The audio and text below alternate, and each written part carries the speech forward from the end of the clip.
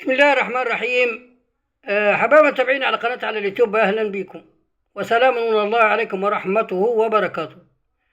القصيدة الجاية دي أو عنوان الفيديو ده بعنوان الانتخابات بين الترغيب والترهيب، ومعها اسطوانة الفلوس مش كل حاجة.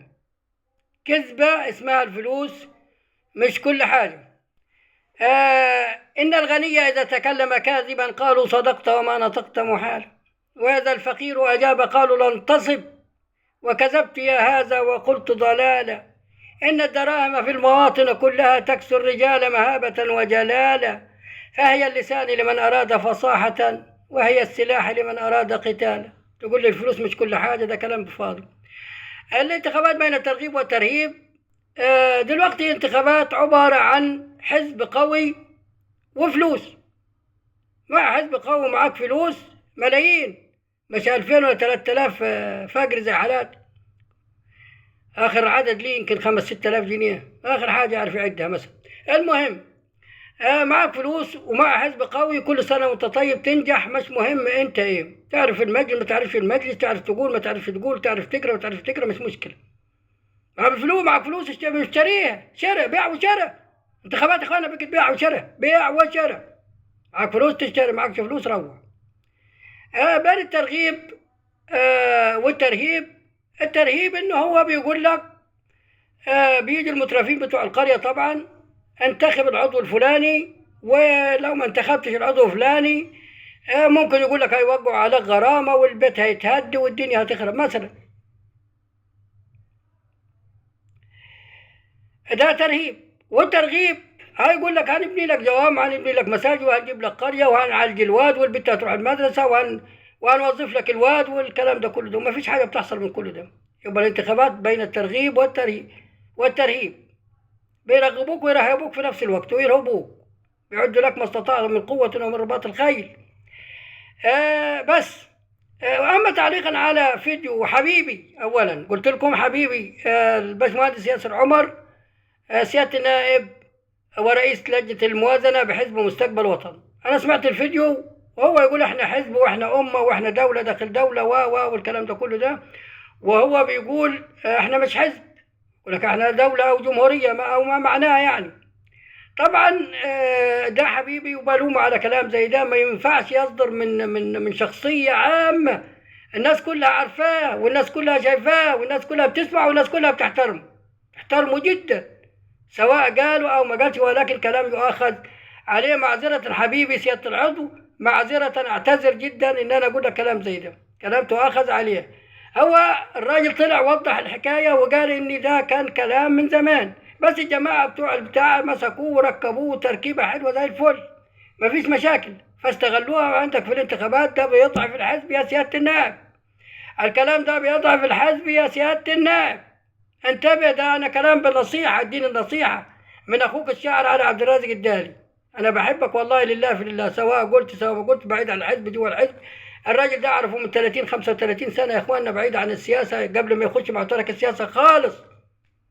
فسيادة النائب معلش الكلام ده ما ينفعش. إحنا جمهورية، إحنا حزب. فمش عارف أنت بتودينا يم ناحية فرعون يم قال ليس لي حزب ملك مصر. يعني معنى كده ان هل احنا فرعنا؟ لا، انت اكبر سيادة النائب من الكلام كله ده، وانت افضل من الكلام ده كله ده، وانت فوق راسنا من فوق كرئيس حزب وكرئيس لجنة الموازنة في مجلس الشعب، وكراجل محترم. سيبك من الحزب وسيبك من الموازنة وسيبك من السياسة كلها. انت راجل محترم ذات اخلاق عالية، وراجل في منتهى الاحترام والادب. يكفينا اخلاقك مش خدماتك، يكفينا أخلاقك. ولكن الكلام ده أنا يعني زعلت منه، لأنك حبيبي بس مش أي حاجة. وتحياتي ليك، وربنا يوفقك وربنا يوفق حزبك إن شاء الله، ولكن مش ولو كنت فظا غليظ القلب لانفضوا من حولك.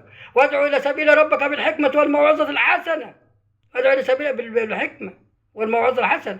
لكن لا، أنا كذا وإحنا كذا، وتتكلموا بأنا ونحن. ضمير المتكلم بلاش يا سيادة النائب، أنت والناس المحترمين اللي عندك بلاش نتكلم بضمير المتكلم، أنا ونحن. يعني الواحد يقف يقول أنا ده بيقولها ربنا، إنني أنا الله لا إله إلا أنا فاعبدني وأقم الصلاة لذكري. ونحن دي برضه بيقولها ربنا، نحن نزلنا الذكر وإنا له لحافظون. وبيقول برضه في آية تانية مش واخد بالي، إن ونحن كذا ونحن كذا ونحن كذا بتاعت ربنا.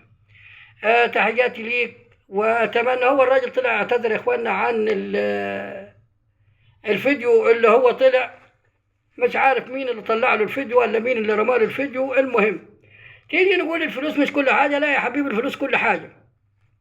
أنا قلنا الانتخابات عبارة عن حزب قوي وفلوس بس. لكن تقول لي من غير فلوس، يعني أنا ممكن مثلا أترشح والنبي لا والله لو نزل فيا جبريل عليه السلام، يعني أنا كراجل فقير أروح أخش إحنا في أمريكا كان ريجن، ده كان رئيس جمهورية، كان بتاع ده بتاع إعلانات. فاكرين ريجن؟ ما أنا كبير. المهم فلا طبعا من غير فلوس مش هقدر ولا أقدر ألمس، حتى ما أقدرش أتبارك بقبة البرلمان إن أنا أمسح على الحيطة بتاعتها.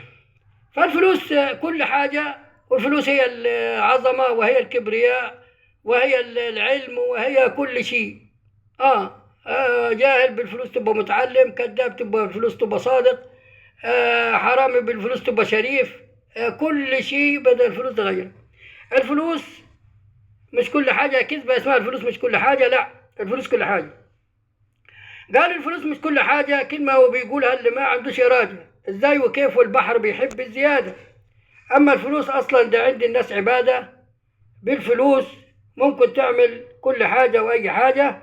بالفلوس ممكن تدوس، أو حتى في البحر تغوص والصورة تبقى بدون رتوش. الصورة تبقى بدون رتوش. مريض تعالجك الفلوس بدون حقن وبدون لبوس. مريض يعالجك الفلوس بدون حقن وبدون لبوس، وتقلب الباطل لحق وعلى الحق تدوس، والكل يضرب لك سلام. الطبالين والزمارين والرقصين والإعلامين، الكل يضرب لك سلام. الطبالين والزمارين والرقصين، حتى الناموس، والكل يعمل لك حساب ويفتحوا لك 1000 باب، والكل يحترمك أكيد، زي النجارين والحدادين والبوابين والطبالين. حتى الناموس. بالفلوس هتعيش يا خالي في الأمان، وأكيد تخش البرلمان تنجح ومن غير امتحان. تنجح ومن غير امتحان، أو وبغير رقم جلوس. تنجح من غير امتحان، ولا حتى معاك رقم جلوس. تشاور على أي عروس، لو حتى بنت العيدروس. اهبل وتدي الناس دروس، جاهل وتبقى لي قاموس. بالفلوس تجالس السلطان قابوس. ده بالفلوس تجالس السلطان قابوس. تزرع بقر يطرح جاموس، ومكان يدور وبدون تروس. الكل هيقول لك يا بيه لو حتى أبوك بياع ليمون أو عرق سوس. والكل هيقول لك يا بيه لو حتى أبوك بياع ليمون أو عرق سوس. بالفلوس تبني في وسط النيل سرايا، وتجيب خدمه بدون نهاية، وتحطه فوقه على الفراية وأبراج حمام بلدي وغاية، وبيتعمل لك مسلسل وفيلم وألف رواية. يا ناس هي دي أصل الحكاية. يا ريت نبطل الهبل ويا البلادة، وبلاش نقول إن الفلوس مش كل حاجة. لا يا جماعة، الفلوس كل حاجة. تحياتي لكم والسلام عليكم ورحمة الله وبركاته.